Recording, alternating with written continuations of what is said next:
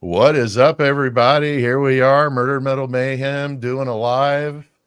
And I got Bill Thompson here with me, or somebody that kind of looks like him. Bill Thompson, another fight word, my friend Bill Thompson. Right? So, all right, well, Are you saying I'm an asshole? Well, let's get it started. Hi, Mom.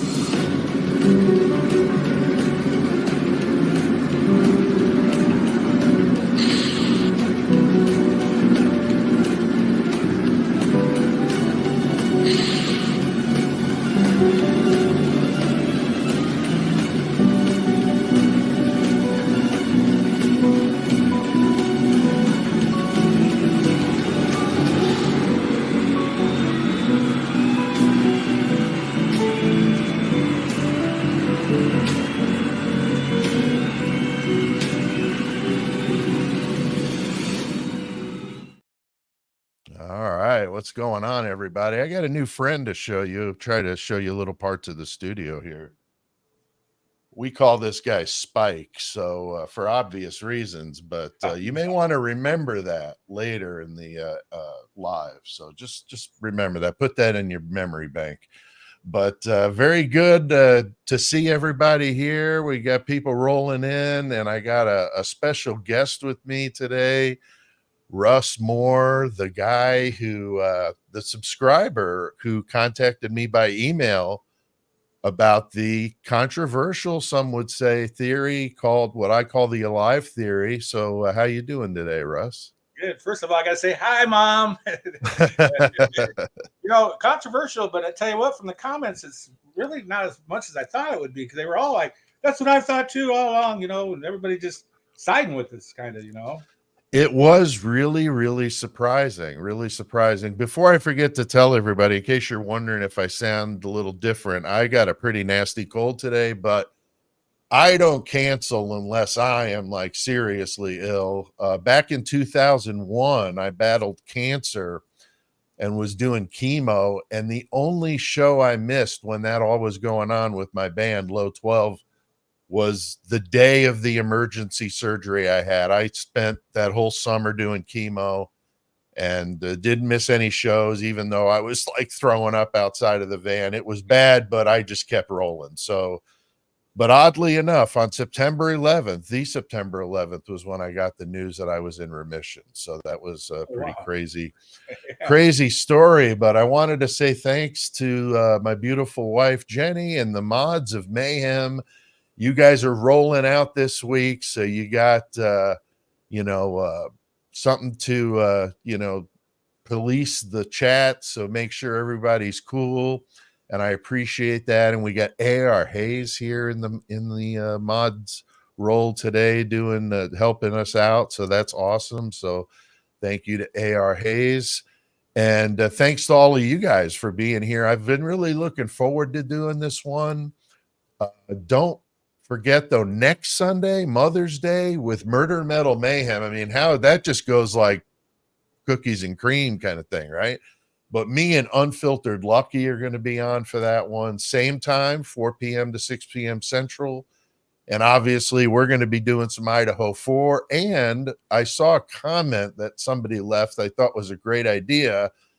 Asked about doing some mothers, that had done some true crime stuff.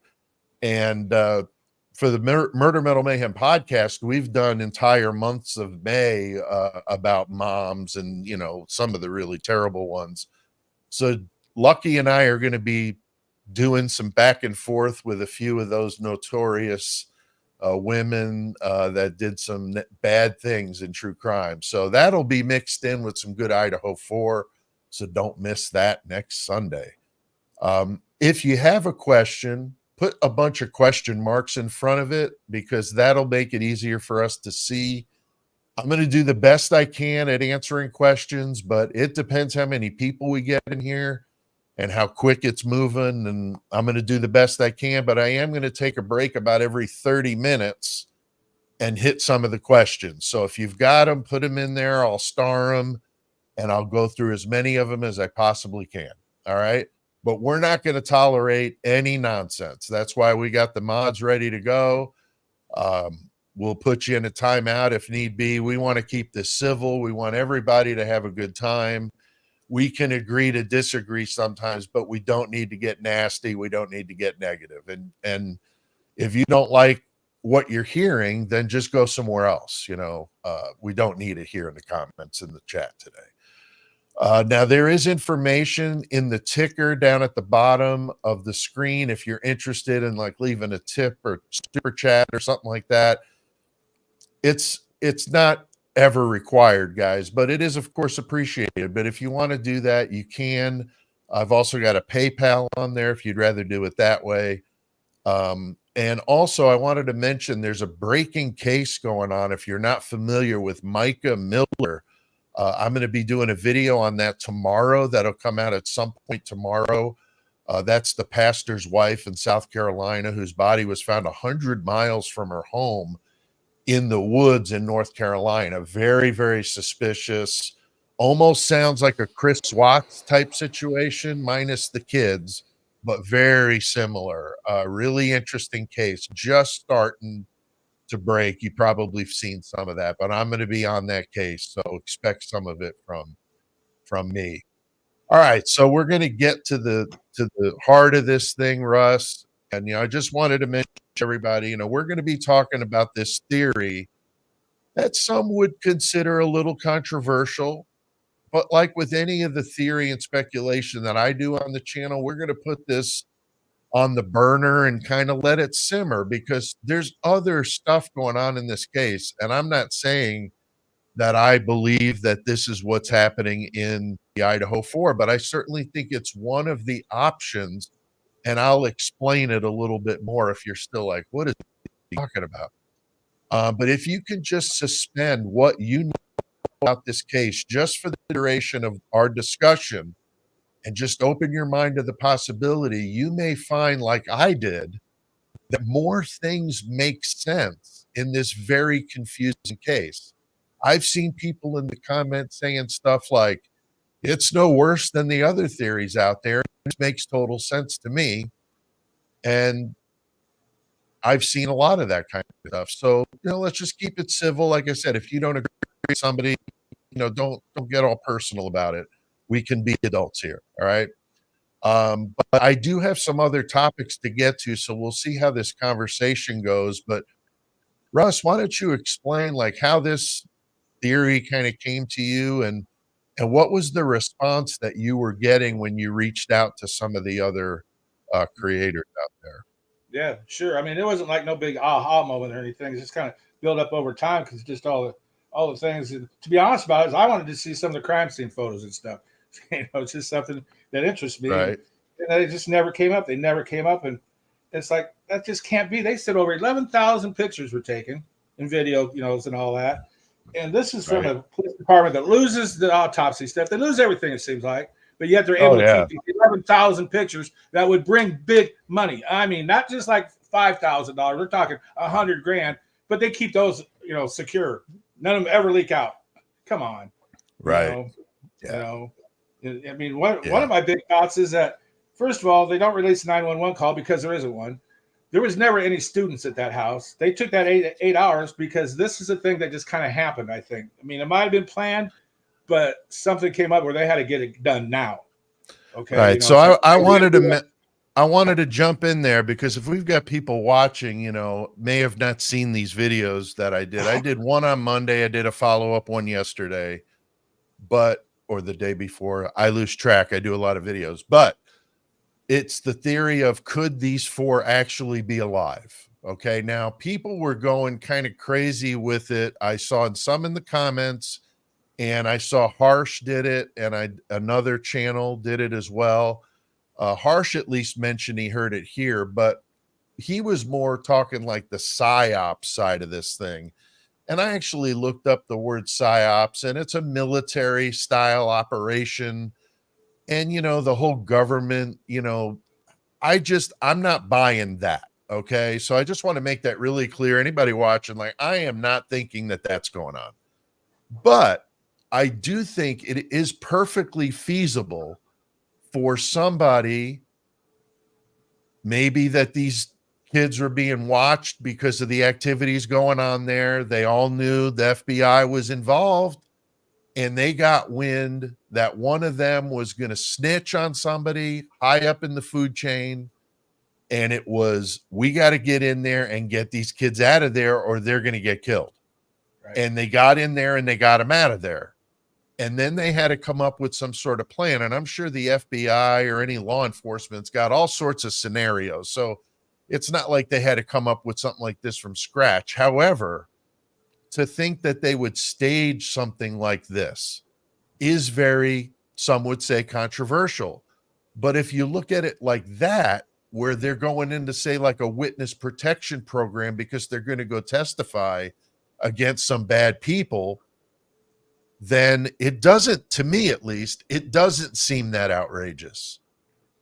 If you're thinking it's like some big government type, Roswell kind of, no, I'm not going there. Now, I'm sure that some people watching this are going there, and that's fine. Like I said, we all don't have to agree on every single side of this thing. But to me, I think that the possibility of them having to be snatched up to be protected is certainly a possibility. If something like that was going on, what do you think about that, Russ? Well, yeah, that's exactly what happened here. I mean, it all started, I'm sure, with it's not about money. It's the fact that, they found out there was, either informants or going to snitch or whatever. And the people that were ordered to kill them would be the ones that brought them into this to begin with. Okay. It wouldn't be maybe other drug dealers, but some other people that got them to become informants, Okay. Right. Those would be the people that would be responsible for taking them out. And everybody thinks drug dealers are horrible, terrible people. They're all capable of, killing anybody. But that's just not true. They're normal people, and they probably didn't have the guts, or, they were morally incapable of doing something like that. So they went to the FBI to begin with to start this whole thing, and to keep them alive, the girls alive, and Ethan, and their parents, and everybody alive. That's what had to be done. It had to be a staged murder.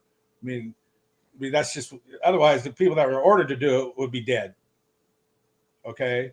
Yeah. And that's how the whole thing got started. And like I said, I think the girls were alive in that house until that cleaning van came. Does anybody else think it's strange that cleaning van pulled up? Okay.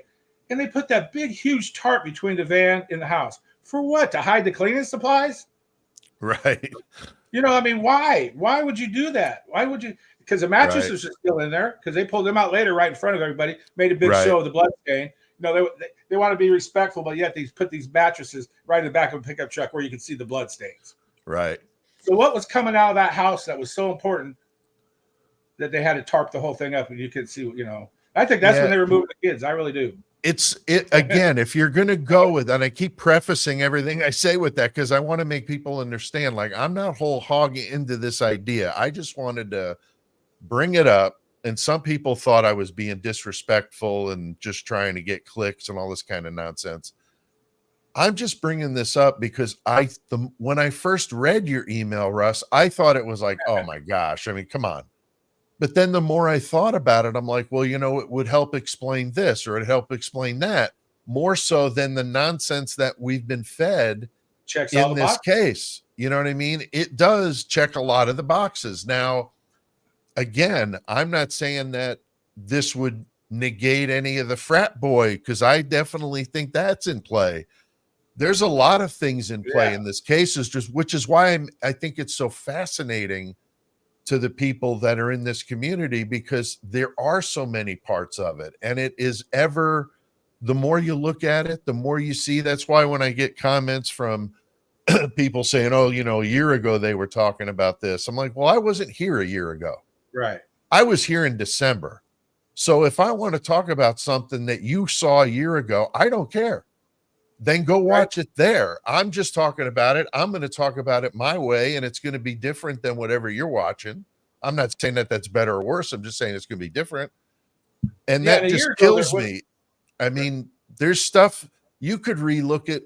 I mean, the grub truck is just like a nonstop weirdness, clues. Like, is that a clue? Is that a clue? It's fascinating. So every part of this case, the Banfield is full of just nuggets of just weird, the people running by and all the different stuff you see in that. So every part of this case, I think, is just really fascinating. And this to me is just one possibility of what could have certainly happened if they were going into some sort of witness protection. But I know, like we were saying, Russ, that nobody saw any bodies coming out of there. I mean, when have you ever followed a true crime case where you didn't see that? Yeah, there's always pictures of the crime scene, maybe not with When bodies. Gacy's house was being dismantled, they showed every 33 of them being paraded out of there in body bags. Right. So, I mean, this happens all the time. Well, I don't think they're the only ones either. How about Brent Kopaka? Look how ridiculous it was. Supposedly the body cams of the SWAT team and all that. That was so ridiculous, so phony. That seemed the shot that guy was supposed to make impossible. Yeah, that definitely seemed to be very staged. And I did a true crime deep cuts on Brent Kopaka. So anybody watching that hasn't seen that, go check that out, because that is where I interviewed a veteran that has PTSD about what that's like and what it may have been like in Brent's life dealing with that, and so that was a real deep dive into the Kopaka side of it. But yeah, I mean, the way his life ended was very suspicious. And there were people I know when I was researching that part of this case that believed that he wasn't actually dead, that he was in some sort of maybe he's the informant, or a co-defender. We don't know, but certainly very suspicious because they didn't see his body coming out of there either, Nothing. They showed the trajectory of the shot and everything. Come on, the apartment didn't even have anything in it. Yeah, the phone was wiped clean and on the counter. Really? Yeah, the front door open to the place. They're hiding over by the elevator or whatever. Why didn't they just throw a stun grenade in there? Yeah. It's just it's almost laughable. And the thing is that they don't have to answer to any of it. We can put this out there all we want. The FBI is not going to make a statement, say, oh, we didn't do that. Right. But, yeah, I mean, it's just the odd things in this case almost seem to make more sense when you look at this, because the 8-hour time delay, we talked about that in my video when I brought that up and said, maybe that was the time they needed to get them out of there and in another, on a plane or planes and fly them to some safe house. If they're in a witness protection, then that would certainly be a possibility, And there'd be videos of the outside of the house during that 8 hours if there's supposed to be students milling around and all that. And, I mean, come on, everybody's got a phone. That would have been nonstop video from beginning to end. Nonstop. You know? I don't know how you wouldn't have gotten a leaked photo with that many kids there that one of them wouldn't have had a Snapchat or a picture or video. $250,000 for your photos. Oh, they're selling them. Right. Yeah. And well, I'll tell you what, the thing that really, really got me thinking about it now that I think about it was the interview with Kopaka's, with Koberger's sister. Okay. She did an interview where she flat out said that she thought BK would end up killing himself, committing suicide. And I'm thinking, oh, wait a minute. Now, this sounds like a setup to get everybody thinking. Right. If he commits suicide, the whole thing's over. Nobody ever answers nothing. He did it, and that's it. Right. And he gets paid his money and his new identity. Right. His fact that his sister would say that, and you can look at it's on Google. It ain't nothing, nothing that's hard to find. So that's just everything points to it. Right. I mean, Dylan and Bethany could have been their handlers. It's very possible that they were some sort of inside, whether they were working for the police or the feds, who knows?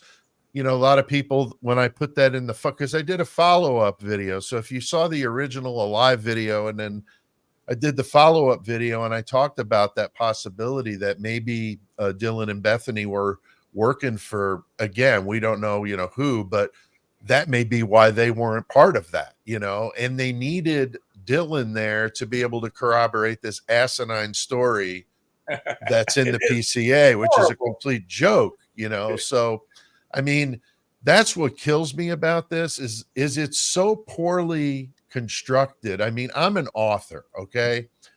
I come up with stories for a living, okay? So when I hear this story, I'm thinking, like, if I was going to write a book and going to use this as my premise, people would just throw it in the garbage. It's ridiculous. It doesn't make any sense. This is like juvenile.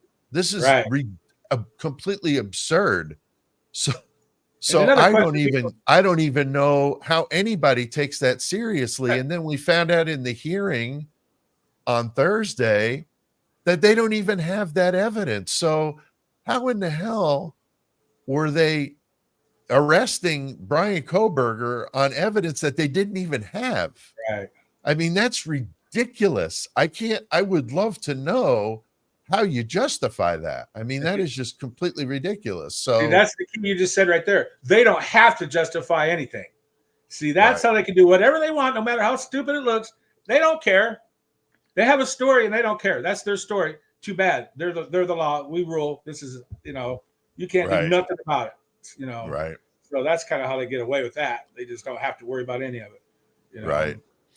Yeah, I mean, it's an interesting, it serves, I think, an interesting twist in this whole Idaho 4 story, is considering the possibility that the 4 of them are actually alive. Now, the 8-hour delay, I talked about that. Were they in some sort of witness protection program? We don't know. And we also talked about the attorneys, like in every one of these big high profile cases, you always get the attorney that shows up to represent like a Brian Koberger, and they do it pro bono because they're getting like a ridiculous amount of publicity, Yeah, plus they'll get parts of the books rights and all. Yeah. So, Yeah, but and the movie rights. we haven't had that, Now I originally thought, when that came up in my mind, was, well, maybe, they're, to be death penalty qualified as an attorney in Idaho, maybe for whatever reason would be too many hoops to jump through, or they're very restrictive. I don't have any idea. I'm not an attorney, but I'm just saying that was what I thought. But then when you think about this scenario with the witness protection side of this, right, maybe that's why we haven't seen a big attorney come in here, because the fix is, I don't know if they know, but they would just be turned away at the gates, there's nothing I don't know. Can do. They know this thing's set up, fixed. It's going to end up how it ends up, no matter what. Yeah, it's an interesting premise. And again, guys, I know that it's definitely reaching, but if you guys have any questions about this specifically, I know that I saw a question. We got a new member, Mark Scarborough. So thanks, Mark, for that.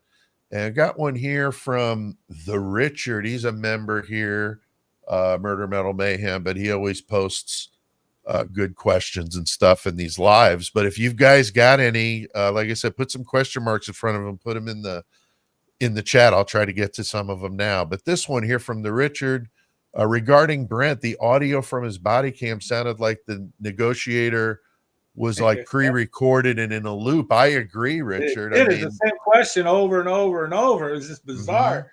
Yeah. I've seen the footage of that, and it looks like some sort of play. Like it doesn't look real. I didn't see any like gas, like CS gas or whatever they would have used. I think, didn't they say that they were going to deploy gas, but I didn't see any of that.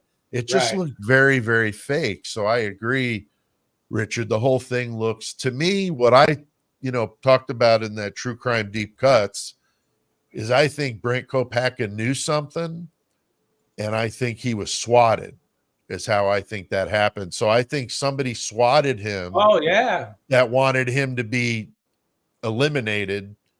And I think that the SWAT team there that overreacted, came in hot, because on the heels of the Idaho 4, I had WSU mom Kim in the comments one time talking about this.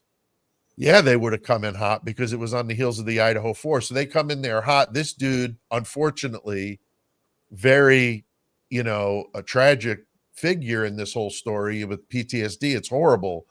But he was talking about suicide by cop type stuff leading up to this with some friends. So we don't know what happened, but he was sure a very unstable person. So being swatted could have escalated the situation on either end, but I think he was eliminated very quickly.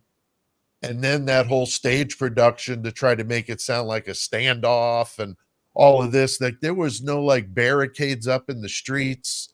Half the people in the apartment building didn't even know there was a standoff. I mean, seriously, how do you not know that's going on in your apartment building? I had a situation in an apartment I lived in one time, and it sounded like, you know, like a war movie outside of my apartment. Like there were lots of people and weapons, and it was crazy, you know. So I don't buy that that was a sealed off. Yeah, where's the interviews with the kids negotiation. that are supposed to be held hostage by him? Where are those interviews? Yeah, I heard that they said that that didn't happen, but you know, there's so much rumor you don't know. Right. Well, that's what I mean. That's just it. There's no hostages in there. They would have been interviewed. They'd sell their story. They'd do something. Right. You know. Right. Yeah, I see. Yeah, and that's the thing I brought up in the first live video that I did, Russ, was I said that you know, that's one of the things that I thought was you know, suspicious, is that there hasn't been anybody showing off, you know, pictures or not selling stories. I mean, you got none of the locals talking to anybody. It just sounds very, very suspicious, you know. It's just impossible to quiet that. It just is. I mean, there'd be people just making stuff up just to get their 15 minutes. Yeah. You know, but there's nothing. You know, yeah, here's another one about Brent Kopaka. So apparently people are digging this conversation. Ginger People, she's one of the mods of Mayhem. So what's up, Ginger? But she asks or mentions that she believes the obituary is fake with Kopaka and some of the others I heard from other people. What do you think about that, Russ? It's been a while since I've looked at them, but they did seem somewhat dry and like very like they use the example they give on, you know, Word or something, you know, it just seemed very mechanical, didn't seem very true to the heart or anything like that, you know. Another thing with Kopaka, and people say, well, he didn't or whatever, you know, they try to act like Kopaka and Koberger didn't know each other, yet they live 2 miles apart in Pennsylvania, but somehow just through chance or whatever, they end up moving clear across the country and living in this, you know, that's not coincidence.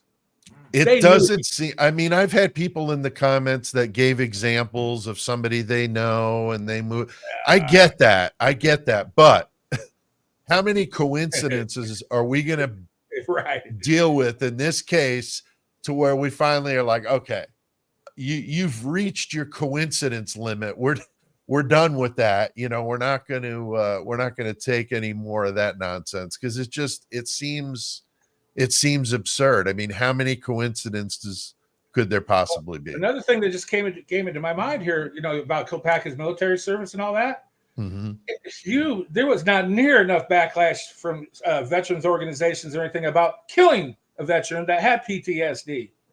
You know what I mean? You think you would get special consideration just because of your service? Yeah, and I'm surprised too that in regard to that, because I'm a disabled vet and I go through the VA system and they take PTSD like unbelievably seriously where I am. So I was surprised because when I researched that Kopaka episode, found out that he was not getting treatment. He wasn't on meds, but it was because he didn't want to go and there wasn't a VA close to him.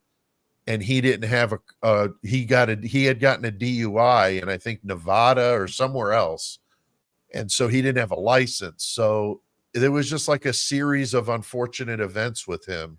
Now, I think if he would have got some help, you know, like that guy I interviewed that was battling PTSD, he's got it in check and he's been very successful in his life. And it's a really interesting story, but he knows people that have fell to the wayside with that. And I do find it odd, you know, that they didn't have a big backlash from, I think it was just because, you know, a lot of people that don't follow true crime, you know, I've always been amazed when I talk to people that aren't, you know, true crime nuts like us, that when I bring up Idaho 4, they're like, oh, it was Idaho? I thought it was Iowa. That's what somebody said to me the other day. I was like, are you kidding me? Like, wow. So they're like completely clueless. Like, so unless you're embroiled in this like us, a guy like Kopaka would just kind of wouldn't be really well known. They definitely kept it kind of hush hush. But here we got another comment from Panoptics Gaming. He's a member here on the channel, member in the Horns High Club. But they could be a witness protection program to be protected from the cartel. I mean, that's what certainly, we're talking about. Yeah, it certainly could. It certainly could be. So how do we know for a fact that Kopacka Kopacka even had PTSD? You can't get people's medical records, and that'd be a perfect thing for the FBI to put out there, so to prove that he was crazy and he would do something like this because of his condition.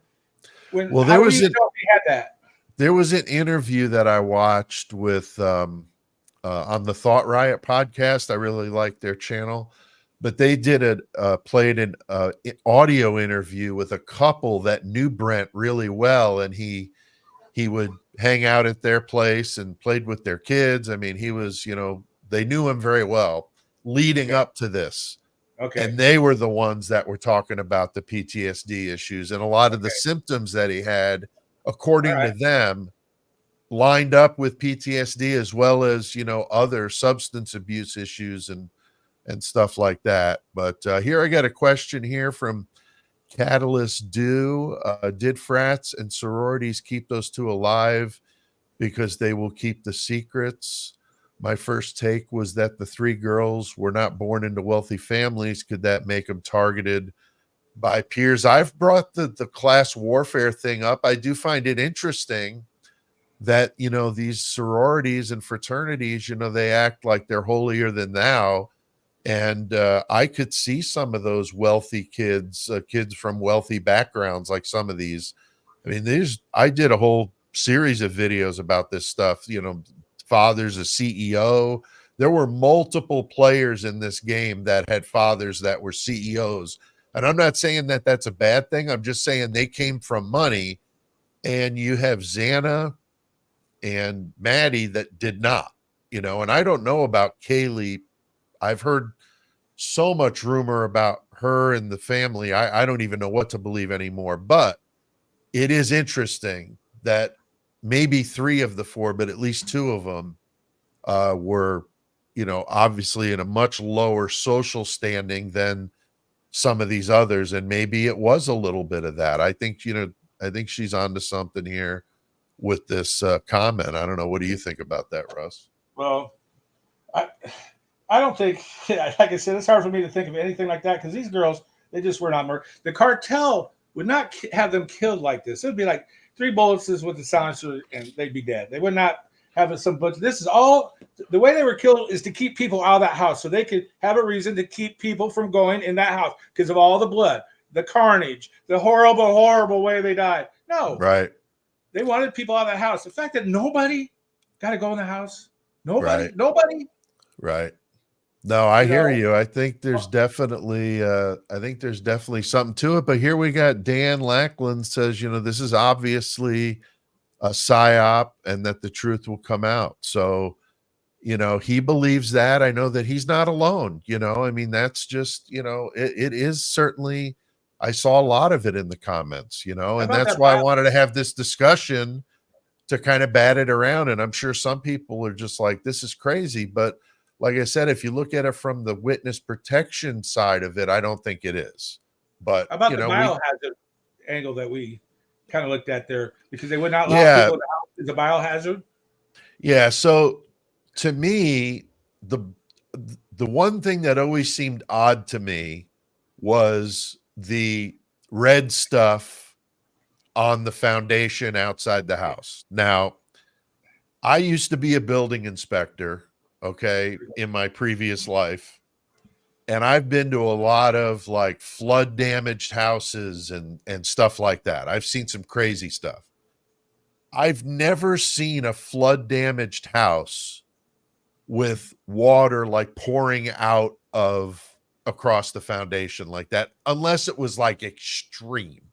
So I just found that odd. Like, how much blood would there have had to been in that room? I mean, is this like The Shining with the blood in on the elevator? I mean, seriously, it just never made any sense to me. It almost seemed like, and that's why it never really sat well with me. But when I thought about, Russ, again, going back to that email you sent me, then I was like, you know what? With the whole thing on the foundation, maybe that was like this over the top. It's so bad in here, guys. Nothing. You just can't see this. So nobody's coming in here. No EMTs in there. Right. The investigators didn't even go in there for 4 hours. The coroner, she didn't go in there for 5.5 hours, which is just strange. So that place was buttoned up tight. And I wondered if that was because they wanted to make it seem like it was so over the top. Because, I mean, unless somebody was laying up against that wall, and I think that's where her bed was, which also seemed weird, because if they were on the bed, a majority of it would be soaked up in the bedding and the mattress. Carpet. And certainly, and I don't know about carpet, but certainly not to the point where it would be pooling like you would see pouring out down the foundation. It just doesn't make any sense. I mean, that house looked like it was put together like a Lincoln log set because it came right down in that demo. I've been on demolitions before with like an old school, like plaster house with lath. I mean, those things take some effort to get it down. That thing was like they blew it down, you know? So I get that, but still, that just seems like that would have had to have been an awful lot to get to where it would come down to that much. I mean, it wasn't just like a trickle, it was quite a bit. And I just always thought that seemed strange to me. Well, the color of it too, it wouldn't have been that red. It'd have been almost black. You know, once it had been dark red, and it'd have been flaky. You know, it started flaking off, and right. You know, that's just that. Yeah, it just isn't. It isn't what they say it is. You know, I mean, that's why you kind of always got to look at anything like that. They put stuff out there so you think that, oh, you thought of what, you know, when they're just putting it in your mind, you're not thinking that. Think the opposite and you'll get the truth. Right. Type of deal. Yeah, here's somebody posted that Xana's bed was under her window. So, you know, but again, we don't know. We heard Ethan was by the door. So that couldn't, the substance dripping out wouldn't be his. So it'd have to be Xana. So again, are we talking about like bucket upon bucket upon bucket for it to be dripping out like that? I'm not buying it, but I don't know what anybody else here thinks, but you know, I just think that this just seems very over the top, top. A lot of the people talked about the emotions of the parents too. Okay. You know, because their grief didn't seem real, but what also didn't seem real is there's no anger. If people were calling my kid a drug dealer and they got killed because of drugs, I'd be flipping out. Right. You know what I mean? I would be angry at that. Right. You know, no anger. They're not even denying that their kids were not drug dealers. Right. Don't you think that's odd? True. It does seem odd. My kid wasn't no drug dealer. What the hell? You know, just I'd be freaking out. It does seem odd, and it does seem like, you know, we've talked about this in the original video, Russ, and you and I talked about it when we met, was the families seem very, I mean, other than the Gonzalez family, we've heard virtually nothing from any of them. And I couldn't imagine, God forbid, something like this happened to somebody in my family. I couldn't imagine not like going on every damn news station, just screaming that this is crazy. Like, what is going on? These guys are a bunch of idiots. Like, nothing. I mean, when that house came down, my wife brought this up. When that house came down, like, why weren't the families like holding hands in front of the damn property so they couldn't come in there? I mean, you see that kind of stuff all the time. People chain themselves to a tree or whatever. There was like nothing. I mean, some sort of defiance of this is not right to tear this house down. See, that's none of that. A little whimper off to the side, but it just doesn't seem real. The house coming down is a good thing because another angle people don't look at that is the neighbors, the people that live in that neighborhood. You know, their life has been upended too, and they had a right to get their neighborhood back. That house was no more. Yes, people say it's evidence. Okay, what evidence? Nobody can answer that because there's no evidence left. And the neighborhood was just, you can't live normally with that house in your neighborhood. It had to go. I could see both sides of it. Sides of it. You know, one thing I wondered until I saw the way the thing fell, and I knew this would never work, but is I've been involved in buildings that have been moved.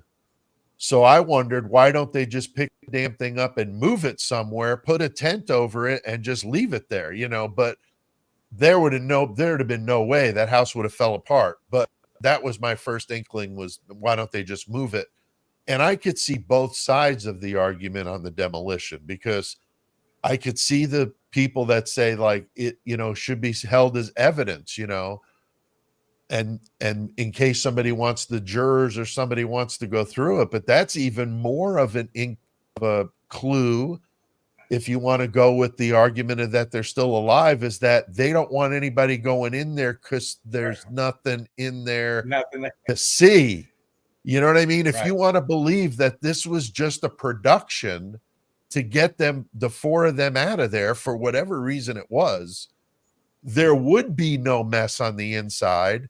Now, you brought up the biohazard thing earlier. I used to work with hazardous materials. I did training for people that work with not biohazard stuff, but similar to that. And yeah, I mean, there would have been like a company, like these flood restoration type businesses. They're all over the place. They would go in there, and there were trucks I saw that were there to respond to this. And they would have come in there and took all that drywall and took it all out of there. Like anything porous would have been soaked. If you want to believe their nonsensical story, everything in there would have been soaked. So they would have took like a lot of that stuff out. But I don't know if we saw that much activity in there. Like, I don't know exactly what they were doing. I'm just very curious how much of that was really there. I mean, we heard the coroner say it was on the walls, and this and that. But if you want to believe that, this was just an operation to get them out of there, maybe there wasn't the mess. And that's why they wanted that house down so damn bad. They didn't want anybody to see it. You never saw any vandals go in there. I know there was a cop out there, but give me a break. I mean, there was a cop parked in the front of the house. They could have gone up the back. Any young kid could have jumped up on that, pulled themselves up on that deck and gone in one of those windows. I mean, I'm very surprised you didn't hear any of that. Not even a peep of anybody trying to get in there to get some sort of proof or pictures or something. It would have been worth a lot of money, like you said. Well, another thing is the EPA federal laws on getting rid of biohazard materials. You can't bury them. They have to be incinerated up to 2,000 degrees. You cannot put biohazard material into the ground. I mean, that just makes sense. Right. So the fact that stuff wasn't burnt and buried, there's never no biohazard, nothing. That was just a way to keep people out of the house. Right. That's probably why nobody broke into it, because they were afraid of that. Yeah, it's very possible. It's very possible. So, but do you guys have any other questions here for us before I let Russ go here? We've had a good conversation, I think, about this topic, but if anybody has anything else they want to bring up here, I'm going to keep an eye on the chat for a minute. But Russ, was there anything else you wanted to say about this topic before I let you go? I'm just glad that I'm glad I'm not the only crazy one out there. Oh, because you asked at the very beginning though about the other podcasters and stuff. None of them would touch a 10-foot pole. I got a couple of responses, and they just said, "No, it's too controversial. We're not going to put that out there. It'd be disrespectful." Blah blah blah. But I noticed this. I noticed old Mr. Somebody, I won't say who, made a video with, like 10 hours after you made yours, jumping on the bandwagon. Yeah. So I think it was. Like I said, when I first saw it, I thought it was kind of kooky, but then the more I thought about it, I'm like, you know what? I mean, I'm not completely, thinking that this couldn't have happened. And I think that it's certainly worth exploring. As I mentioned in both the videos I did, I got some gruff for doing it, but I think that, it's perfectly legitimate to take a case and look at it from a different angle, see what shakes loose. Maybe something will pop loose that we all didn't see before if we looked at it from this way. Instead of, I mean, how many times can we talk about the grub truck and Banfield and some of this stuff we've really beaten to death? But that's why I did it, to kind of shuffle the deck and just shake it up. And I appreciate you coming on, No problem, man. Russ. It was a lot of fun to have you on. And I wasn't too nervous or anything. no, you did good. You did good. But hey, you should be happy and glad or whatever that you have as many open-minded subscribers as you do. That's got to make you feel good. I mean, yeah, and these are the real people here, you know. I was shocked when I got the reaction that I got. I was expecting to get booed off the stage and like, you're out of your mind, you know. And when I told my wife about it, she's my soundboard for a lot of these ideas I come up with. And she was like, you know, I mean, it is out there. It's certainly, you know, controversial, but it does make some sense. And that's when I knew. I'm like, okay, well, then that's how she's looking at it. She's an educated woman and she's looking at it that way. And I, you know, I was hoping that that would be the reaction, but I certainly didn't expect like 95% of I feel exactly the same way, or I've thought the same thing. I've wondered this too. I thought I was crazy until I watched this. And that's when I knew, like, wow, like this really was a thing. I remember we were back and forth emailing each other, like, man, are you seeing this? Like, it was crazy. I got like 10,000 views in one day. You know, it was for me, that's a lot. So yeah, it was good. And we're up to, I think, 15,000 or so on that one. And I can't remember the second one was like 6 or 7, maybe something like that. So really, really awesome. But yeah, it is nice to see people that are willing to, you know, think outside the box a little bit and not be so overcritical of something a little outlandish, because again, this case is, you know, 1.5 years old and we don't think the police will not lie to you, because they will.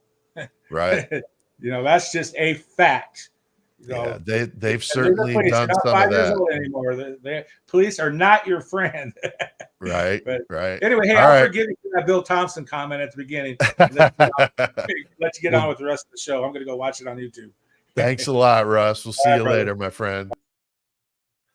All right, that was cool. Had a guest on there. I hope you guys appreciated some of that, but wanted to talk about some other things and wanted to you know, bat that around with you guys. I see a few more people that have added some things. Donna Lembo, who is a member, and she's just awesome.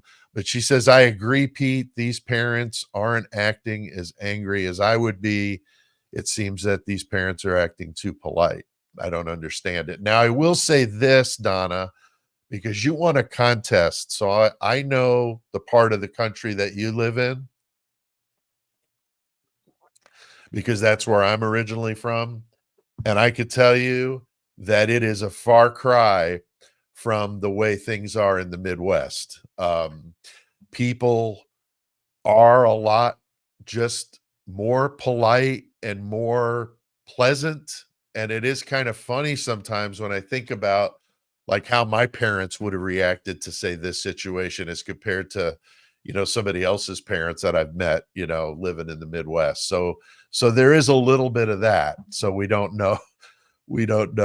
Maybe there's a bit of that, but I agree. I mean, in this case, it's so over the top. Like I can't imagine not being really upset and freaking out about that. So, and then I see this one chat here from Jack Russell says, who's the hippie guy talking nonsense?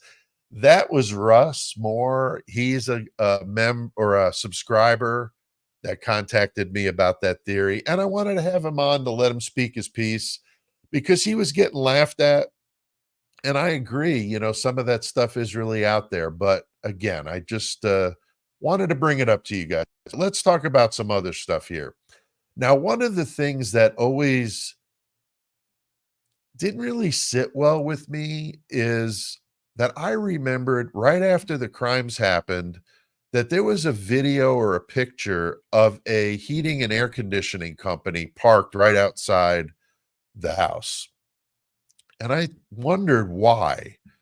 We know that front door was propped open. So, you know, was something up with the heating system? Also, we know the unfortunately, we would know the odor that would be emitted from 4 people in a house for that many hours, 8 hours plus, would have to be dreadful. to be in there. So was that why they had the front door propped open? We don't know if the back sliding door was open or any of the windows, have no idea. But I mean, if I were in that house, I couldn't imagine not doing that. So I wondered what exactly was the guy doing there? Well, then I got thinking, and you guys, some of I've done videos about, could that house have possibly been like under surveillance, like video surveillance? I mean, if you think about the potential of activities going on in that house in relation to narcotics, you could potentially see if there's that much money flowing through that house, like we have heard the rumors about, could somebody have had video cameras in there or some sort of video? And then I've heard somebody in the comments one time, more than one person, bring up the potential of them being in the heating and the air conditioning, the ducts. I mean, we know these things are so ridiculously small. I mean, you can put them just about anywhere, but you're not going to have some college kid staying there, find it in the heating duct, the vents. So I thought, you know what? I mean, if you're gonna float that theory about the potential that there's some sort of video surveillance going on there, maybe that is where they were. But then I got thinking about that heating air conditioning company. It was GROP, I think, GROPP, heating and air conditioning, right there in Moscow. I Googled it to see if it was real. That was my first thought, is what if it was some fake company like thing they put on the side? But it seems legit. I didn't call them and talk to them, but I did see that it was in Moscow there. So local heating and air conditioning company. I mean, were they there to take the ducts out or to take those out? I mean, we know that the owners of that house have had some nefarious accusations in the rumor mill thrown around, and I don't know if any of it's true. But I'm just saying, like, if I had that kind of stuff in there and I knew the law enforcement was going to be crawling over every inch of that place, that may be something I'd want to get in there, is to get that stuff out of there before anybody discovered it. It's just an idea, but I had not seen. I went to look for those pictures of that HVAC contractor, and I couldn't find them. And you know how a lot of the stuff in this case is scrubbed from the internet, which is kind of crazy to think that that's even a thing, but it is. And that's maybe why that was taken out of there, because they were there for something other than what you would expect, to fix the furnace or whatever. So who knows, right?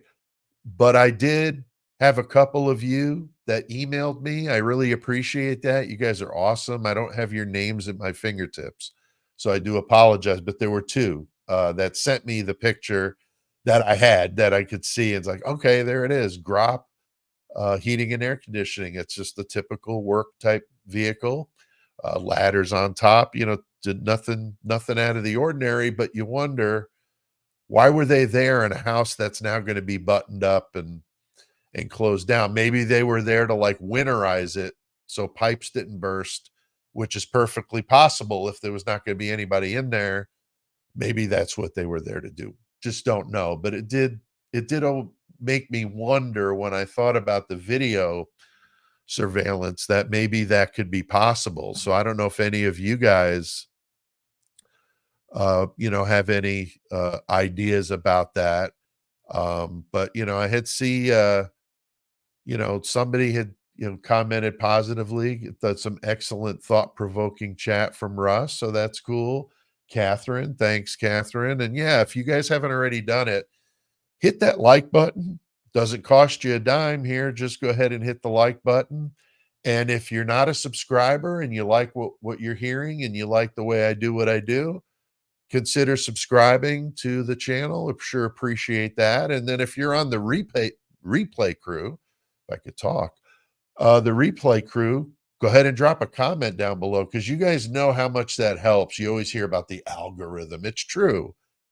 If YouTube sees the comments and the back and forth and the activity, it helps, because now they're going to push it to more people. So if you're not sure You know, why people say that, that's what they're talking about there. It does make a big difference when you guys comment and like something. I really appreciate that. But I'm looking here at the comments to see if anybody here we got one that comes up a lot from Gabor Meeser. How about the Cowboys? So I'm assuming you're not talking about the Dallas Cowboys. You're talking about those Cowboys that we saw outside that house. And I was talking with Russ about this before we started. Can somebody drop in the chat here when the Cowboys were there? I was thinking it was much closer to the incident happening, but Russ was thinking it was further out. I do remember there were news people out there because they were the ones that got them on video coming out of their vehicles. But if you're not familiar with what we're talking about, they call them the Cowboys because a couple of these, there was a couple of like SUVs pulled up in front of the house. It was night. There was some media there. They filmed it, but these guys weren't talking. A couple of them had cowboy hats on. They were in plain clothes, like beards, like they didn't look like FBI agents, but they could have been undercovers. We don't know, right? That's the whole mystery of what they were doing there. So they show up, they pull up on the road. So they didn't pull into the parking lot. They just got out at the road. They walked up to the house. They went in. They weren't like Tyvek or anything like that. You could see them a little bit in the windows. Like there's some video you could see of them like moving around in the house, but they weren't in any kind of, that I saw, any kind of Tyvek. And like I said, I used to work in that industry. I know all about it. And I know what it's like to have to wear that stuff and all of that. So you wonder what exactly they were doing in there. I don't remember. They weren't there that long. And then they come out of the house. One of them had something obviously in his hand. Don't know what that was. Could have been gloves. Could have been something suspicious. Don't know. Came out. They got back in the SUVs. I believe they were from out-of-state plates, and they were gone. And that was that. Now, if you're familiar with Crime Circus, I know not everybody likes Drip Drop and his style and all that, but he does some good work. I do like some of his stuff. Some of it I'm not in agreement with, but like I said, some people might not agree with what I'm doing. But yeah, somebody here saying maybe they were U.S. Marshals. It's possible. I don't know. I mean, we don't know, what the, what their intentions were, what they were doing in there. I don't know. I think that, somebody else here, Charlie Brown says Brian Enton was there. That guy was there. Like, I think he lived there for a while, but the Cowboy, maybe he stayed with Enan Harsh in his apartment, juggling with Enan while he wasn't doing this stuff, but he was there at the scene, and the Cowboys ignored him. Yeah. I mean, they weren't talking to anybody. They just got out of their vehicles, went in, did what they did, and left. And there's obviously questions. What do you guys think they were doing there? I'd love to see what you guys have to say about this. Somebody else commented, Dawn Rousey said, I watched that cowboy video so many times it bugs me. It is really strange, Dawn. I don't know what exactly they were doing there, but I'd love to see what you guys think about what their intentions were there. Were they there to maybe look at some evidence? Were they there to measure something? I mean, there was like 6 of them, so I just really don't know. But, talking about Drip Drop, I know he was putting out the whole tunnel theory, okay? I don't agree with the tunnel theory myself. Again, going back to my building inspector days, okay? When you're talking about tunnels like they're talking about, like steam tunnels, where people are like maintenance people are walking through these tunnels, some of them are belly crawl. Some of them you could walk through. Some of them you could have two people side by side walk through them. I spent a week straight. That may be what happened to my hair. I don't know. But I spent a week straight inspecting steam tunnels underneath a former insane asylum with like 60 buildings. So this was like a labyrinth of tunnels. It was crazy how much tunnels there were there. And I went through with chalk. I had just gotten out of the Army. I was a scout in the Army, so I had a compass. Like, I was not going to get lost. And I was working with somebody else. Wasn't going to get lost in these tunnels. Well, we walked these tunnels. I did it for a week straight. And since then, that was 30 years ago, but since then I've done it. They wouldn't have put steam tunnels like that to connect to a private residence. Now, if there was previously like a university building there, and then later it became residential, then I would buy that. But those tunnels are there to deliver steam to like a boiler, not a furnace, a boiler, and then return condensation or condensate back.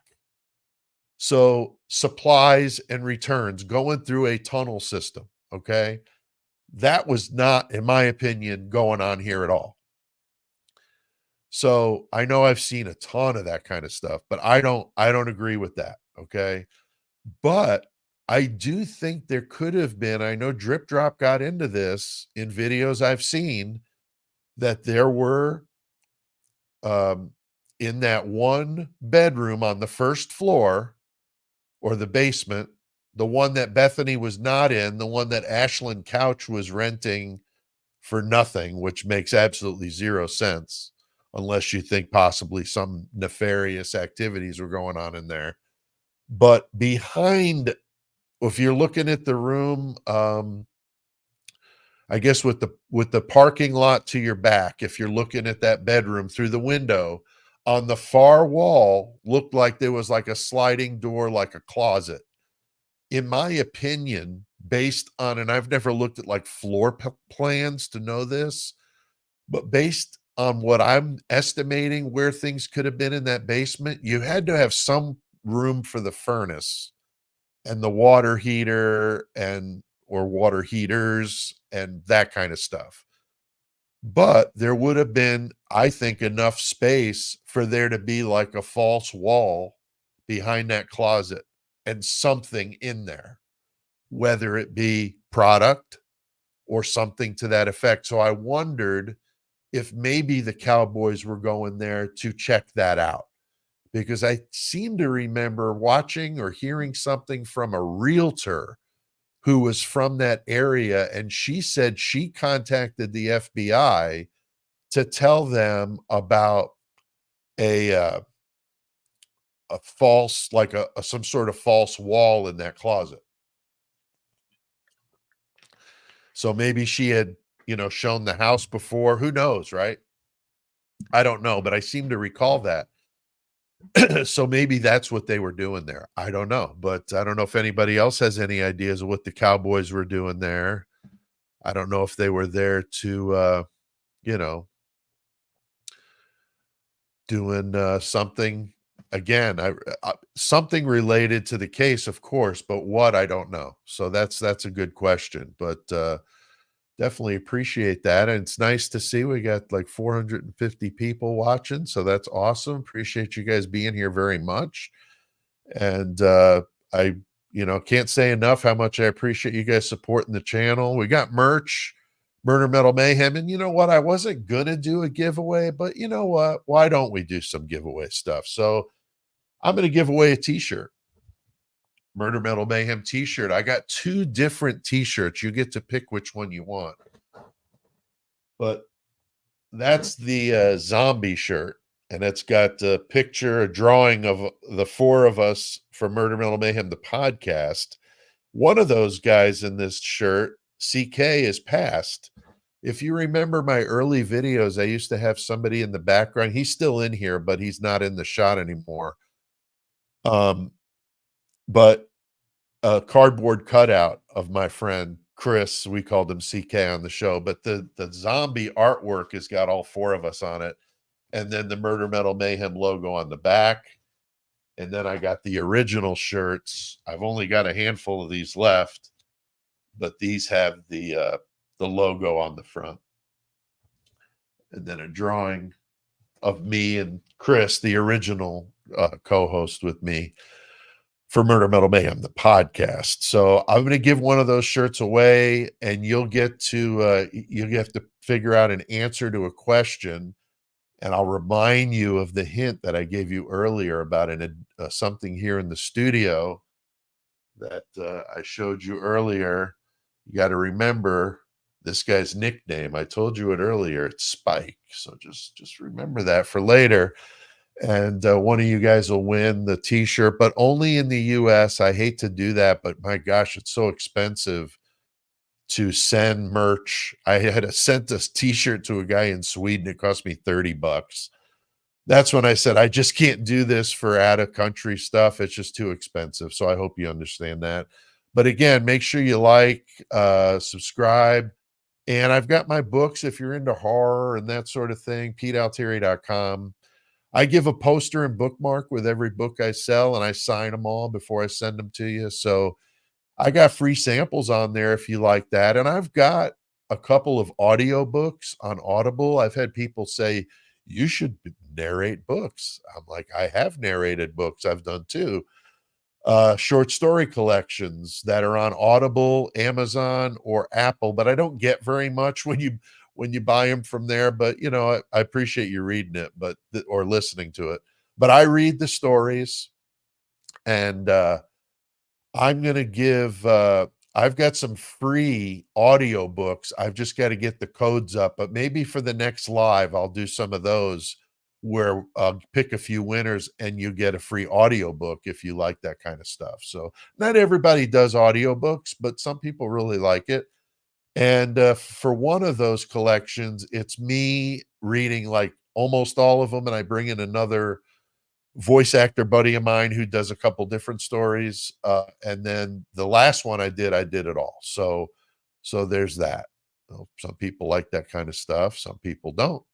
But I do want to mention it because sometimes I forget. I do get questions a lot from people who ask about my books, and I've had several of you buy the books. I've done some giveaways with the books in them. So hopefully you guys like that kind of stuff. But I do like to do giveaways. I enjoy doing that. So make sure you stick around for the question at the end and the email address you have to use to send it to get the be entered into the contest to win the prize. So let's see here. I wanted to talk about the hearing that happened on Thursday. Man, that was crazy.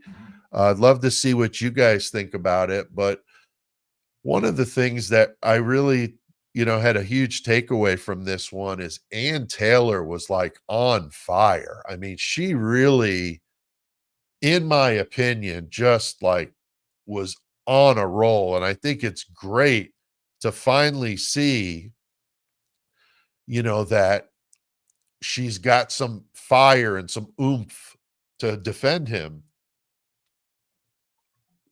because it's not a good thing, for somebody to be in the situation he's in with just your typical public defender. But she seems like she's, really, really on top of her game now. And I think she sees some chinks in the armor finally getting knocked away from old Bill Thompson. Man, that guy is not on the not on anybody's Christmas list that follows me, I'm sure, because I can't stand that guy. But with this case, it's so unique because of the way that things have been handled. I mean, there's been, like, in the Murdoch trial, I thought that prosecutor was awesome, so I think we tend to side with people that side with us, right? It's just like channels you watch. I'm sure you watch channels that agree with you, or you agree with them, however you want to look at it. Just like people that like me, like A.R. Hayes, Convict's Thoughts, amazing channel, Unfiltered Lucky. We all three are very similar personally, as well as our channels, in the way we look at the case. And that's why the three of us get along so well together. And I know you guys really liked it here Monday when we did that live together.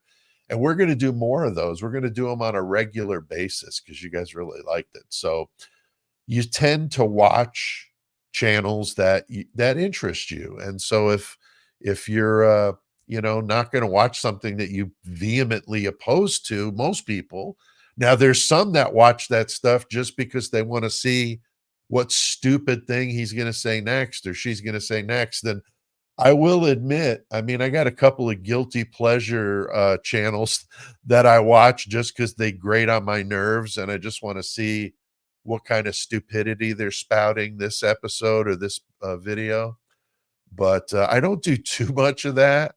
But I definitely think that it's fun to sometimes poke fun at that. But I'm not going to give channels that I don't like or agree with any publicity of any sort, so you won't hear me mention them. I just won't. I'm not doing the drama. If somebody wants to get stupid and try to pull some drama with me, I'm not going to bring it to my videos. I'm not going to bring it to the live. I just not going to play it. I'm just not. Okay. So it's just the way I am. And that's why,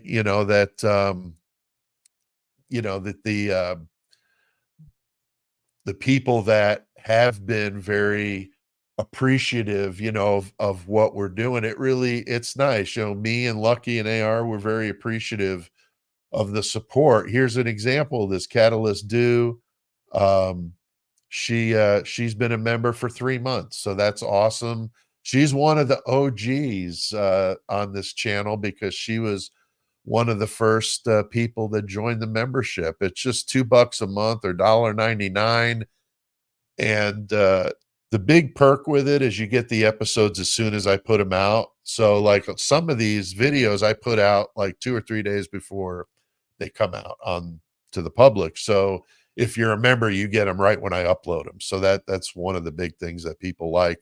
I also do a weekly conversation on the community tab with the members. I give them a full schedule of what I'm doing. Not like grocery shopping type stuff, but murder metal mayhem related interviews and podcasts and all the different things I'm doing. I give them a full itinerary so they know what videos are coming out what day. I mean, they're completely in the loop, and that's a perk for the membership as well. So very cool.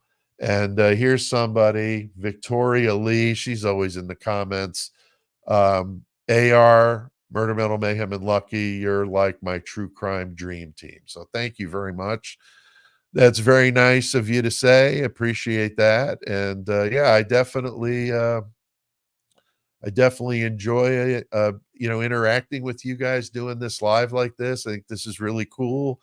And this is the first one I've done where I haven't been with somebody else for the other part of that. So it's definitely fun to do this just me and you guys, because I do training for people, like I mentioned, that work with hazardous chemicals. I'm almost out of that. I'm almost retired fully, but I teach classes on Zoom for big groups, and so this kind of thing for me is no big deal at all. So I wasn't intimidated doing this by myself, but it is nice to do them with AR and Lucky. But also, I think it's important that we all do stuff together, but I also think it's important that we also do our own stuff. We have to have some individuality between us. And I mentioned to you that Micah Miller case that I'm going to start talking about. That is a fascinating one. And I think that it's worth, talking about. So I'm going to do a video about that tomorrow. But here, Donna Lembo says the membership is really a great deal, and I like getting the videos early. So thank you, Donna, for sure. So yeah, I think that it's an interesting conversation about this hearing. So what did you guys think about it? I know that we kind of expected, Bill Thompson to act the fool, to get all irate, and he did a little bit, but he had that other attorney doing most of the talking, but he definitely was getting a little aggravated. And, he's like a little baby. He doesn't get his way, he throws a fit. It's ridiculous. I don't understand, why people do that. He's just like a little spoiled brat. But here, Mercy Cat gifted 5 Murder Metal Mayhem memberships. So thank you very much for that. That's super cool. So 5 of you randomly will get a membership to the Horns High Club for that. So thank you, Mercy Cat. That's super cool. So yeah, I mean, you've got Bill Thompson throwing his little fits, but like I was saying earlier, you got Ann Taylor just on fire and really bringing it against these guys, because what blew my mind was when they were talking about, or when she was talking about the fact that the prosecution wasn't getting her the discovery that she'd been asking for repeatedly, like over a dozen times. And the stuff that she's not getting, and this was alarming to find out, the stuff that she's not getting is the stuff that the PCA refers to as the evidence against him that warranted them arresting him in the first place. So if they don't have that, they meaning the prosecution doesn't have that, who has it? Well, obviously, if they don't have it, either the dog ate the homework or the FBI has it. So if the FBI has it, then why aren't they giving it to him? It doesn't make a whole lot of sense. I mean, what is going on here? But if they don't have the evidence, then how the hell did they arrest this guy in the first place? I mean, to me, that's like the elephant in the room here. So what did the PCA say was evidence against him, right? They didn't bring up the touch DNA in the PCA. I don't believe they did, because the touch DNA, we know with the IgG and all that, is very, very sketchy at best. I've talked about that quite a bit, done videos on it, done true crime deep cuts on it. But there's plenty of stuff out there about that. But what about the phone pings? They talked about that on there. Well, that's about the most ridiculous thing I've ever heard in my life. Now, I'm not a cell phone expert, but I've heard Brendan on Thought Riot. Again, I like that channel a lot. Brendan does some good stuff. He used to work in that industry. The guy is very knowledgeable about it, okay? He explained you need 3 towers to triangulate, okay? That makes sense to me, okay? I'm just a high school educated person, so I'm not some rocket scientist here. Triangulation, I get it. You need 3, okay? There weren't 3, there were 2. Those 2 towers overlap, and there was even in the PCA, they made reference to the fact that one of the pings they had from him was when he was in Pullman. So in Pullman, he was pinging on the Moscow Tower. Well, how does that happen? Well, if you've got somebody trying to get on, use a cell phone, and that tower's busy, it goes to the next available. So that's how that happens. So the pinging stuff is ridiculous and shouldn't have even been entered into the equation, because it's completely useless. So all that says is he was within Pullman or Moscow. That doesn't help us at all. So how they're saying he was in the area 12 times for those 3 months before this happened, I don't know how they come to that conclusion, because he could have been at the Walmart there in Moscow, or he could have been in a bank or at the Mad Greek. We know he went there. We don't know. I mean, people from Pullman went to Moscow all the time and vice versa. So that to me is completely ridiculous. But they don't even have the full cast report. All they've got is some sort of preliminary report, which is what they were basing this nonsense on. So if they don't have the full report, again, this is what they're claiming, then how is anybody else supposed to have anything? So if they don't have it, they're not giving it to the defense. So that's, again, that's what they're claiming is their reason for not giving it to them, is because they don't have it themselves. And you heard the judge kind of laughingly, the guy is like a moron, laughing at inappropriate times, smiling at times. It's like really strange. But the fact that he was, mocking almost about certain things that Ann Taylor had brought up, but that seems like that's slowly, not entirely, of course, but slowly starting to change a little bit. I don't know how they're going to be able to walk around some of this stuff. It's so obviously ridiculous. It'll be interesting to see once the trial happens. And then the video, they said they had video. They referenced that in the PCA is the white Elantra on the video, yet to produce any of that. The only image they showed was a stock photo of an Elantra, which is absurd. When have you ever seen the police looking for a car not show you a picture or a video of the car? I mean, that's just dumb. I mean, it could have a sticker in the window that somebody recognizes, or something hanging from the rear view mirror that looks like somebody they know, or whatever, right? A stock image isn't going to do that. Okay. So that was very fishy, very strange. So they obviously don't have it. And Ann was talking about they've got video, but there's no audio with it. And it's like not making sense. So I don't understand what they're doing. I mean, did they take video and like chop it up in 10 pieces, scramble it up with the audio in different places, and then send that to them and expect them to piece it together like it's a puzzle on Christmas? I mean, it's ridiculous. I just don't understand it. I don't understand how that's even a thing. How does, how is that even a thing that they're able to do that kind of stuff? But I see the Richard here, member for 2 months. He says, a lady in Kentucky saw my shirt and she and her daughter listened. So that's awesome, Richard. Won a shirt. I'm glad that you got it, Richard. And that's cool that somebody in Kentucky saw it and recognized some Murder Metal Mayhem. So that's super cool. Appreciate you letting me know that. That's awesome. But yeah, we're doing good here. Get like I said, a lively chat, trying to kind of keep an eye on it. That's the one downside of doing this by myself is I don't have somebody to talk while I'm trying to look at some of these comments. But I did think it was interesting, and I was curious what you guys thought about that.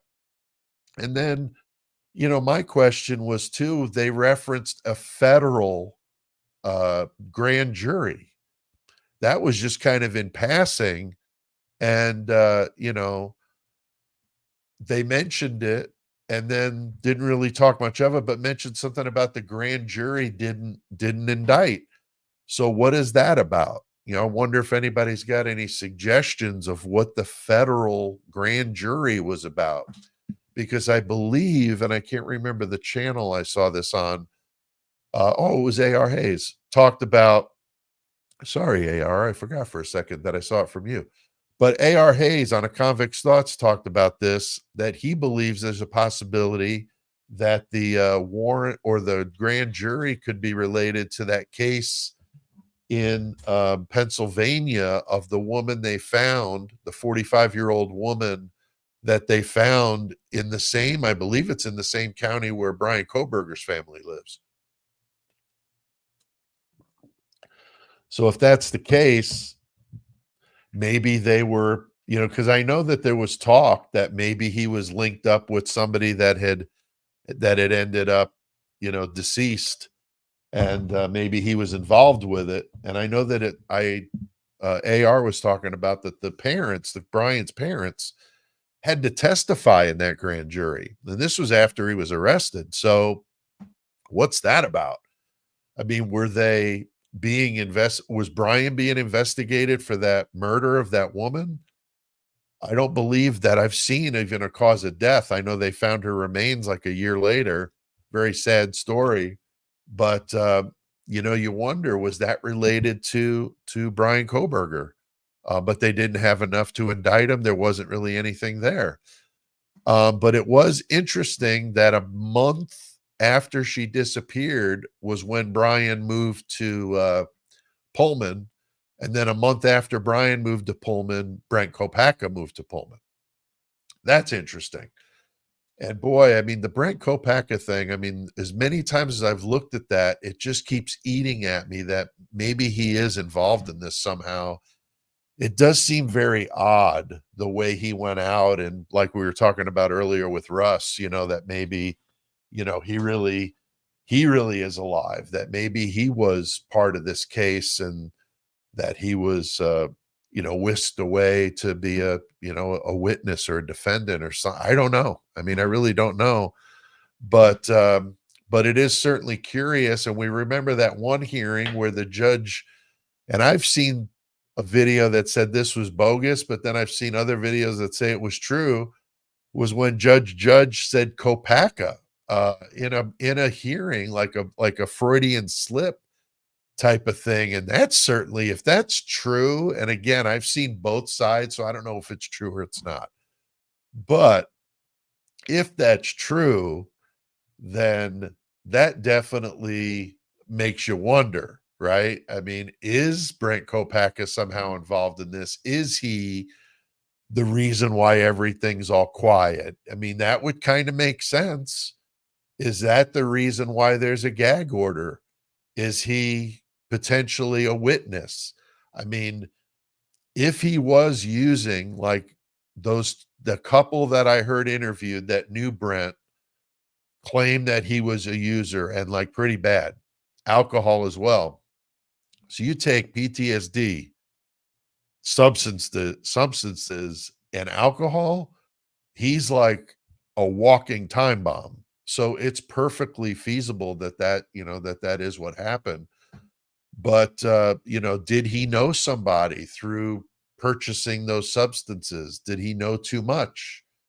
Did somebody recruit him to do this as part of a team of people that did this to figured the guy had combat experiences. He did 2 tours into combat. The second tour is when he got the traumatic brain injury and got medically discharged and 100% disabled from the VA. So you have to wonder, did somebody, knowing that he had that in his past, recruit him to do this because they knew that he would have the guts, so to speak, to do it, because not everybody could do that. I mean, I'm sure most of us watching or listening to this would be like, there's no way in hell. I mean, I don't care what somebody told me there's no way I could do that, So that's just not somebody plucked off the street. That's like sheer rage that was going on here. But see a comment here about Brent. Penn Dizzy says, I think Brent did it, in my opinion. So, it definitely makes you wonder, here's somebody, Bird Nerd, awesome, one of the mods of Mayhem. If he was out walking at night often, he might have seen something he shouldn't have seen. So yeah, that was a thing I learned when I was researching the Brent Kopacka stuff, was that he used to walk around at night. So very similar to Brian with the driving around at night, which is certainly a reason why you could say that that's why, he may have known Brian, was because, the two of them were kind of similar. They had insomnia. They drove around / walked around at night. Maybe that's how they knew each other. I believe Brent ran too. And so if he was a runner, we know Brian was a runner and they lived pretty close to each other. Very conceivable they could have run into pun intended, run into each other, on a run one day. There's 1,000 different ways it's going to happen. Could they have met back in Pennsylvania? Brian was from Albrightsville. Brent was from Easton, I think, which I believe, if my memory serves me right, was 40 miles apart. So that's pretty close. And then when they moved to Pullman, now they're, a couple of miles from each other. That is certainly an odd coincidence. A month apart, they moved out there. So that's really strange. Now, Brent had family out there. So that wasn't totally foreign. And maybe that's how Brian found out about, Washington. Who knows, right? I mean, who knows? But when Brian was at DeSales University, Brian would have been much closer to Brent Kopacka in Easton if he was at DeSales. So that could have been a possible way they could have met, was maybe through a chat room or at a bar somewhere. I mean, who knows, right? So it's certainly possible. It's certainly possible. And Brian had, in his younger days, had aspirations to be an Army Ranger. So that could have been another possible reason why he could have been buddies with Brent, was because, he had, similar interests. And Brent was a few years older than him too. So just don't know. But I interviewed Dr. Catherine Ramsland. She was Brian's professor at DeSales. I've actually interviewed her twice for this channel. The audio of one of those interviews is on the channel under interviews with interesting people or something like that on the playlist if you want to check it out. But this was before all this. So this was in 2019, and then in 2020, I interviewed her. She had 2 books coming out. So I interviewed her. The first interview, the one that's on the channel, is the interview I did with her about her BTK book. And that was fascinating. She's a really cool person. She's great. And then the follow-up interview I did with her a year later was, she was doing a book and released a book on spree killers. And so I interviewed her for that too. I see here, Jeanette says, Easton is my hometown. I grew up in Easton, PA. My brother used to live in the Poconos too. And yeah, that's where Brian was from. I think most people that grew up out on the East Coast had families where the parents went on their honeymoon in the Poconos, because I know that's where my parents went on their honeymoon. And oddly, my wife's parents, who are not, one of them's from the Midwest, the other's from Pennsylvania, they also went to the Poconos. So just a lot of people that I know from back home had family that went to the Poconos for a honeymoon. So yeah, kind of a popular spot, really beautiful. Pennsylvania is a beautiful state. It really is. So yeah, that's interesting. But it does make you wonder, that when the judge said Kopacka, if that's what he said, why did he bring Kopacka's name up? That's kind of weird. I mean, is he watching like YouTube creators and getting all tinfoil hat on us? I don't know. I don't know. But I'm going to look here to see if there's any other starred questions. I think I've gotten to all of the questions I had saved. I just want to make sure I'm giving you guys plenty of opportunity to back and forth. I know the first live I ever did with AR Hayes, we had some people complain that, we didn't answer enough questions. Well, the problem is with me and AR Hayes is that we can get talking about Idaho 4 and we could just go on. I mean, we could legit do a marathon Idaho 4, which I don't know if I've got it in me, AR, but you're younger than me, but maybe we could. But no, AR Hayes and I could talk. So it was easy for us to forget, almost that we were in a live and we were just talking about this. We talk quite often. We're friends outside of YouTube, from YouTube, but became friends. And he's just a great guy. So I enjoy talking with AR. We soundboard stuff off each other. He's been doing this a little longer than I have. So it's especially in the beginning, I had some questions for him. But as I've been doing this more, it's been since December. So it's kind of crazy. Went from 174 subscribers in December to right close to 7,600 today. So that will be a good thing. So, it's an interesting platform, that's for sure. I've learned a lot. I did not expect the channel to do what it did. My intentions were, because I'm semi-retired, I told you, I was getting ready to write a book. And I thought, you know what? I've always wanted to. We've been doing the Murder Metal Mayhem podcast since 2018.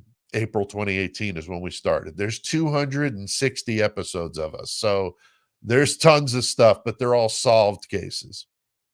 And the language is rough and the humor is rough. So if that's not your thing, don't go listen to it. But if it is, you got a treasure trove of stuff we've done there. But we didn't really take the YouTube thing very seriously. I didn't have the time to do it. But once I became semi-retired, then I was able to do it. And I thought, you know what, let me give it a try. Maybe it'll work. Maybe it won't. I don't know. So I watched some of the others. I had been doing true crime on Murder Metal Mayhem for, at that time, 5, almost 6 years. So I've already kind of done the true crime thing the way I do it. So I wanted to take my thing and kind of make it work. And that's when I came up with the idea for 666 seconds videos. And those have been popular. And that's what kind of got me, out there to people to check it out, because they're short videos. And once I started doing Idaho 4, oh my God, it was nuts, and it was just like nonstop. So the book would put on the back burner. But here this summer, I'm going to be able to get back to that. So I will do that, because I won't have my grandkids. I watch my grandkids in the afternoons, which is fun. A 2-year-old granddaughter and a 9-year-old grandson definitely keep me busy when they're here in the afternoon. So they'll be home in the summer, so I'll be able to get back to writing the book. So that was pretty much what I wanted to talk about the hearing. I did want to, bring that stuff up. The next hearing is May 14th, and then there's one on the 16th. Of course, we know they're going to be closed, which sucks, because that's what Bill Thompson wanted, and that's what Billy got, which is definitely a problem, because we want that transparency, right? We want to see what the heck kind of evidence they've got. And according to the prosecution, they don't have any of it. So I would, as I brought up before, I'd love to know how they arrest somebody not having any of this evidence in hand. That just blows my mind. It really does. So all right. Well, I've got some other topics here. We've got about a half hour, 24 minutes or so. So I wanted to bring this up. This kind of ties in a little bit to the alive theory, is the narcotics angle. So my question to you guys is, how likely do you think the Idaho 4 crimes were related to narcotics? And I would love to see what you guys think about it, because I think that it's kind of hard to factor them out of the equation.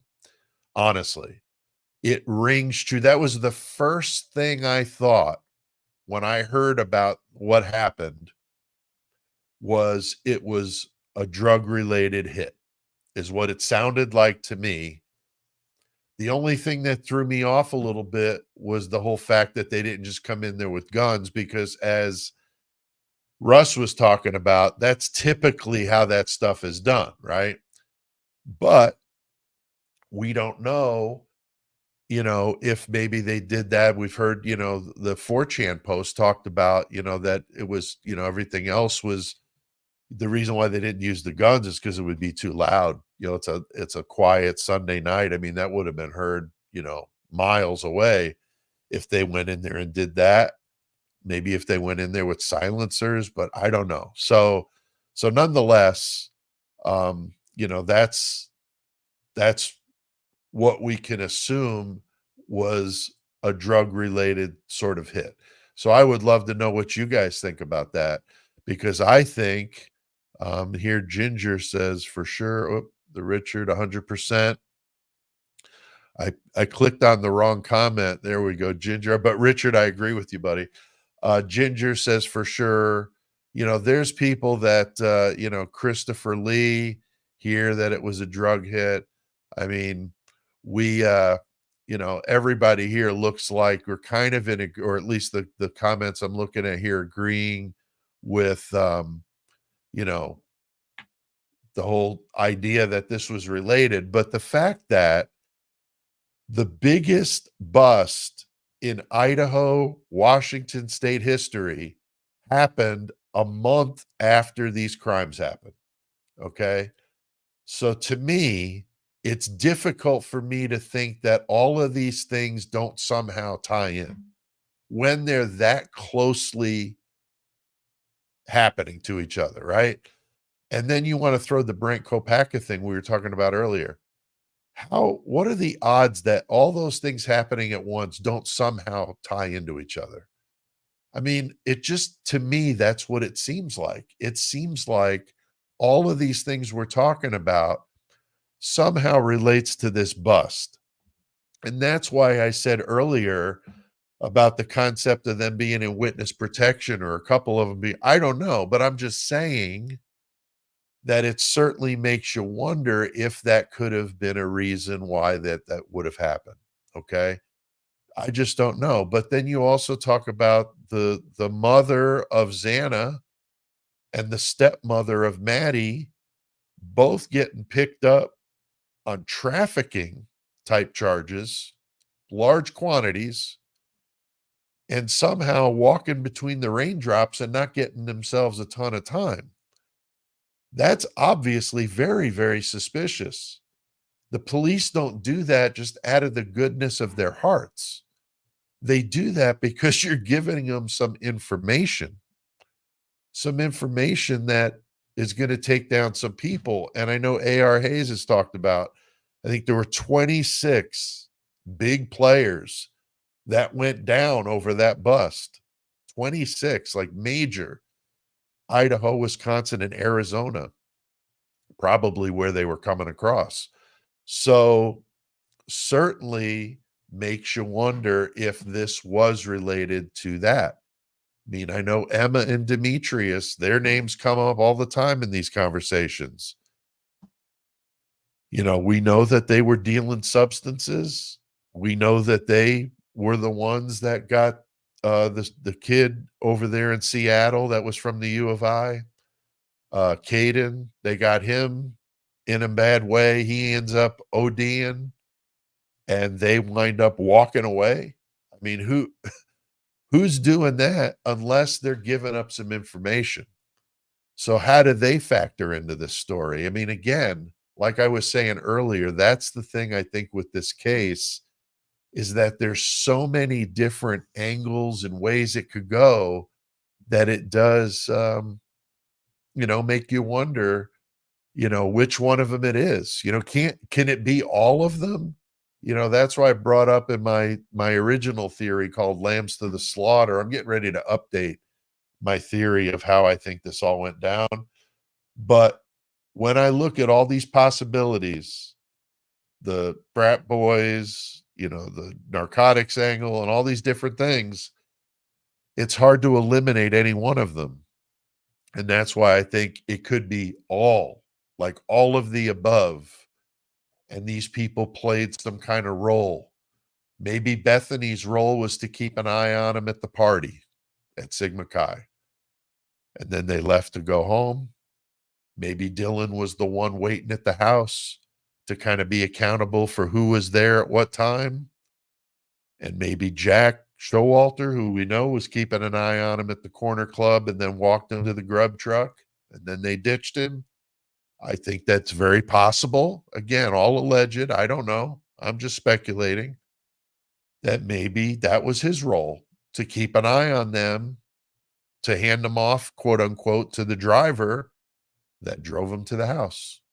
And I'm not one of these people. I don't have the patience to sit there and listen to the Linda Lane stuff, but I do know some of you guys are all about it. I just don't have it in me to listen. And when I have, I don't hear what people say they hear. I've seen some stuff, I've listened, but like I said, it's just too much. But if any of that stuff is true, then I do think that some of this stuff could have happened outside. And that's why I think it's very possible that this was staged inside.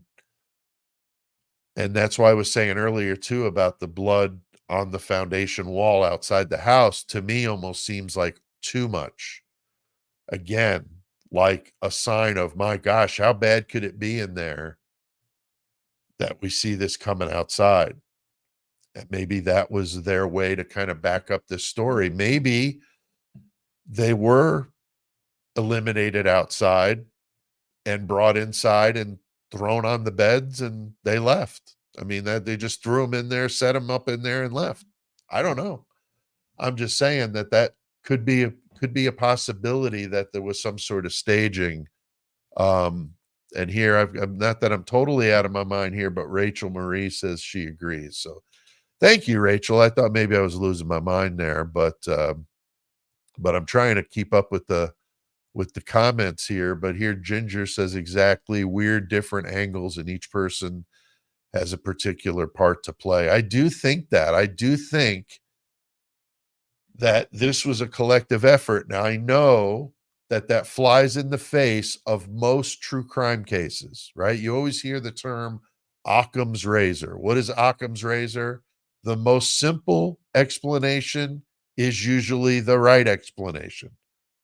So if you look at Occam's razor, my theory of multiple people in an orchestrated event doesn't seem like that would hold water if you're looking at it from an Occam's razor side. But in this case, as goofy and strange as it is, I do think that there were multiple people involved.